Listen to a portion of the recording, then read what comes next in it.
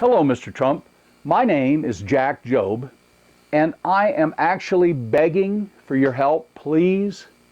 You promised to unite this nation, and my wife and I, we really need the help. Because since you've been elected, we're in fear. Now you're asking why. Do you need a clue? See, my wife spontaneously bursts out crying periodically throughout the day sometimes, ever since you've been elected. And the reason is, we are both 100% convinced that you have started the race war that my racist family and friends have been waiting for, no, in some cases yearning for years. So I'm going to let you hear what two different Trump supporters told me on two different occasions, so it'll help you understand what my wife and I are going through. So you married to a nigger? Well, we go to get you during the race war, boy. You're a traitor to the white race. We go to come to your house. We keep lists, you know, and we go to look you up. And we'll drag your children out into the front yard and we will torture them in front of your wife and you until they die. And when they do, then we go do unspeakable things to your wife. We will. And then we go start torturing her. And we will go set you on fire at your feet and slowly burn you to death while you watch. That's what you got in store for you, mister. Well, Mr. Trump, does that kind of give you a sense of why we're fearful? Yeah, well, let's try this. You just added a known white supremacist to your cabinet? Your chief advisor? Let me explain something about my history. My father was stationed in Munich, Germany when I was a boy.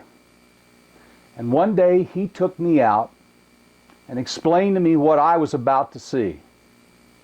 And I stared in sickened horror as I looked at the doors of the Dachau ovens. And on those slabs inside of that oven, there were still bits of bones from the last of the Holocaust victims. I've learned from history, Mr. Trump, and I don't want to repeat it. Your racist philosophy does not end well for many of us. Your rallies sounded exactly like Adolf Hitler's beer hall speeches. Guten Abend. Germany was once a great nation. Then those people came and they ruined everything. We must get rid of those people. I am the only one that has the final solution. Vote for me. By the way, I didn't win the popular vote either. In the last year, more mosques have been vandalized than in the year following 9/11. In the week since your election, multiple colleges and high schools across the United States have reported racial, religious, and sexual harassment is up. In the last 2 days, our mixed-race neighbor just across the street's high school daughter had a friend thrilled by your victory. And she ended it with, "But thank God we're both white." No, my mom's black. How are you going to reunite those girls, Donald? Mr. Trump, I proudly volunteered for the Marine Corps during the Vietnam War era. After completing 6 weeks of active duty on an OCS program, I was injured in a college judo tournament and blew out my right knee. I don't want American troops ordered around by a commander-in-chief who is a narcissistic sociopath who apparently faked medical injuries multiple times to dodge serving our country and is an obvious bigot. You don't pay your fair share of federal taxes to take care of our country or our troops. You're too chicken to serve the United States of America, and you're so thin-skinned, this is really pissing you off that I'm telling you the truth, isn't it, Donald? Hey, if I've said anything wrong in here, please Twitter me back. I will correct it in a future video. I'm declaring a verbal war against you and your racist empire. A Marine on a mission does not quit until that assignment is complete or we're dead. I'm not afraid to die, Mr. Trump. Are you afraid of an old man? I'll be 187 at my next birthday.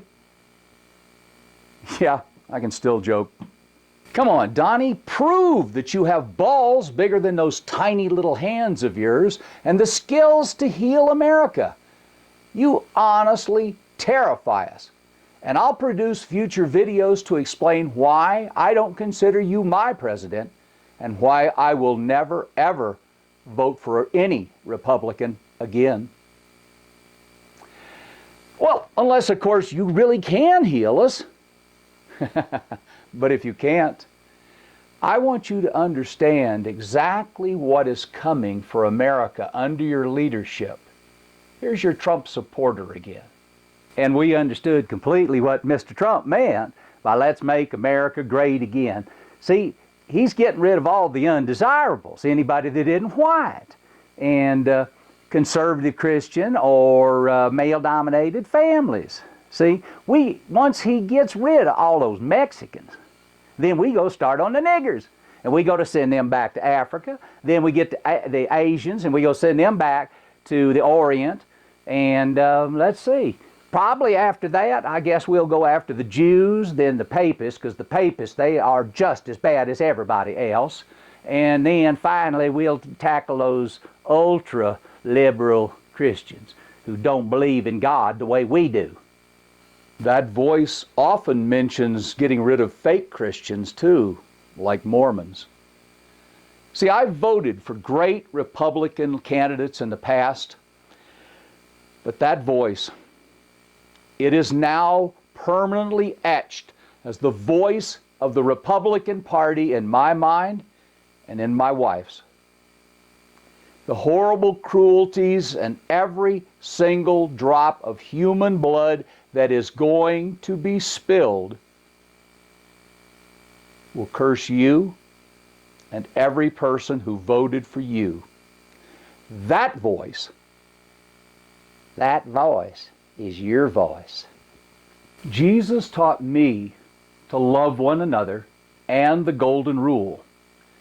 Your philosophy and encouragement of violence is attempting to get my family killed. Do unto others, Donald. And you are threatening minorities and racially mixed families across America with violence.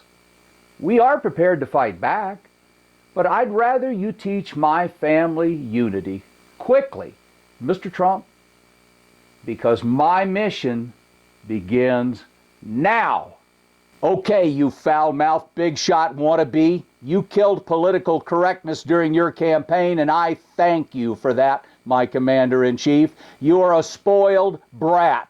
Money bought you power, Donald, but it does not earn you respect, and it sure as hell doesn't make you a leader. I wouldn't follow you back to your gold-plated toilet in your ivory tower. You're out of touch with reality if you think you're not most Americans' worst living nightmare. Let me teach you what my racist father told me when he returned from his second tour of Korea. My dad was 30 years Army. He said, when you're in a foxhole, son, you don't care about race, religion, handicaps, any of that stuff. The only thing you do care about is, are those people on my side? Mr. Trump, you, Steve Bannon, and your clan with a capital K are the enemies in my foxhole. People say, give him a chance. He hasn't had a chance. We can't afford to give you a chance. A chance to kill us? A chance to deport us? Your 21st century civil war or race war, whatever you want to call it, is playing into the hand of America's enemy. This is a time when Russia and China are on expansionist paths. The last thing we need at home is this horrible racial divide that you've already created. That makes you an enemy to the United States in my mind. You are a threat to my country, my constitutional oath, my military, my neighbors, and my family. Do you understand at least a little bit of our fear now? The pain and strain that my wife and I are under? Do you better understand why I'm begging to be the first to receive your miracle, heal this nation cure? Tweet me now, Donald, if you got the balls. I don't have time to wait. All lives matter. I'm Jack Jobe, the grumpy old white man.